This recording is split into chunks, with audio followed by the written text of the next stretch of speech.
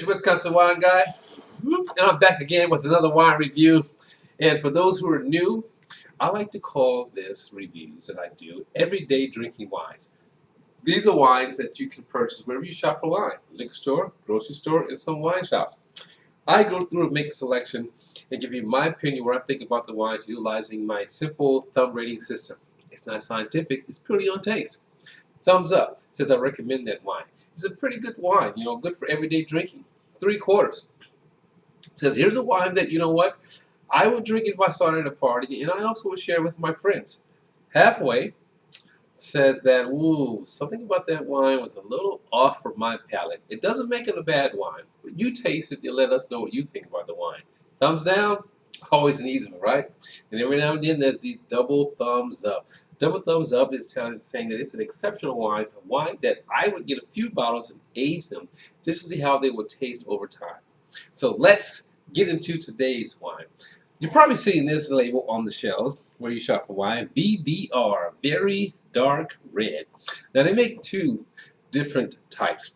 The very dark red blend and the very dark red Cabernet Sauvignon. This is going to be the Cabernet very dark red, vintage 2021. This is going to be aged in both, all French, American, and Hungarian oak. The grapes are going to be sourced from the Central Coast. In fact, I'll give you a little tip here. On the back of the bottle, it tells me that this is one of the brands in the portfolio of the Scheid family wines. So they have quite a few different wines in that portfolio. And go check them out. I'll put their website in there so you can check it out. There are some wines in there that you may be familiar with. But this is one of the latest, I should say newest and latest introduction to the market. I believe 2024 they brought it into the market. So the Cabernet Sauvignon, this also have a little bit of Petite Sirah and Petite Verdot. Two of my most favorite grapes, Petite Sirah and Petite Verdot. Wind-powered, sustainable farming, coming in at 14.5% alcohol and retailed on sale $15.99, off sale $19 to $22 depending on where you're shopping for wine. So let's give it a taste and see what we got here. Okay. Now, when I think about Petite Sirah, Petite Verdot, I'm thinking about inky, dark, colored wine, which you can see that. You can see I have my purple Hades Corker on, because it's going to stain anything else. Here it's just going to blend in. And just as I thought, that is deep colored, deep colored, deep colored. It starts off a lighter burgundy, then goes down and comes into a deeper burgundy.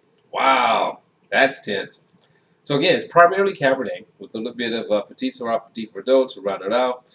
On the nose, and I can smell it from here, but on the nose, you pick up more plum and spice. It almost has a minty fresh nose for me. Pick up some of the more cedar notes to it, or wood notes. So new oak, okay? But the proof is always in the taste, isn't it? Always in the taste. Let's find out if 14.5% alcohol is going to be hot, is it going to be smooth, is it going to be well blended? We're going to find out. We get that two-step process. First step is going to be to taste for acidity. You know how I roll. No acidity, no play, right? Here we go. Wow, that smells good. Plum with dark berry fruit. Ooh, almost like a blackberry jam. Wow.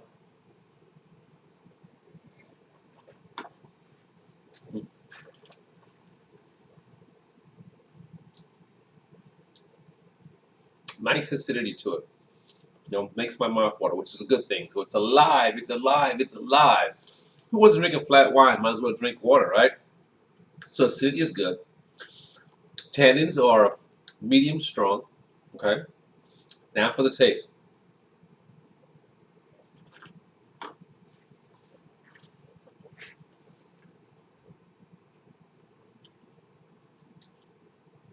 Okay, so on the taste. For me, I detect and pick up some of the residual sugar. Doesn't make it bad. But for those looking for a dry wine, may think it's kind of sweet. Okay, I pick up on that. But that a little bit of residual sugar isn't a bad thing in wine if it's very well blended. I happen to pick up on it. Okay,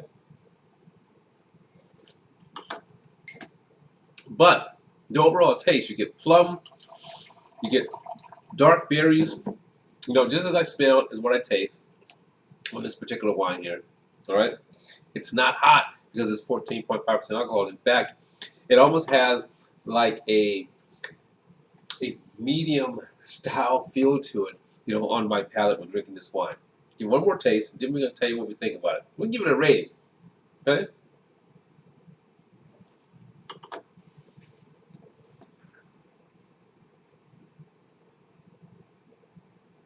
And so you're probably wondering why am I dressed this way. Again, I had a bike ride earlier, and now I'm going to sit back and enjoy some wine, and enjoy some food a little bit later. So let's give it a rating. Again, for me, I think it'd make a decent everyday drinking wine. Okay, I think it'd make a decent crowd-pleasing wine. If you were a bold dry wine drink, if you're old school like me when it comes to Petite, Sirah, Petite, Verdot, especially if it's going to be blended with Cabernet, you know, you expect more, which is what I do.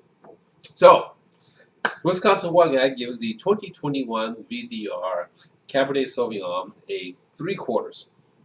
And 3/4 only because of that residual sugar that I pick up on. Again, it doesn't make it a bad wine. Again, 3/4 says, I would pour this for my friends. I would pour this for a large group. And I think it's a wine to be pleasing or appealing to a wide group of people to just enjoy. And I detect it to be a decent food wine as well. But for me, there's that little bit of sweetness there that I would expect more from that type of blend. Let me get one more taste. The finish is nice, okay? But it's just that. 3/4, there you have it. It's your Wisconsin Wine Guy saying, as always, let your palate be the guide by selecting your wine. And I will see you next time. I gotta find some food for this one. Ciao!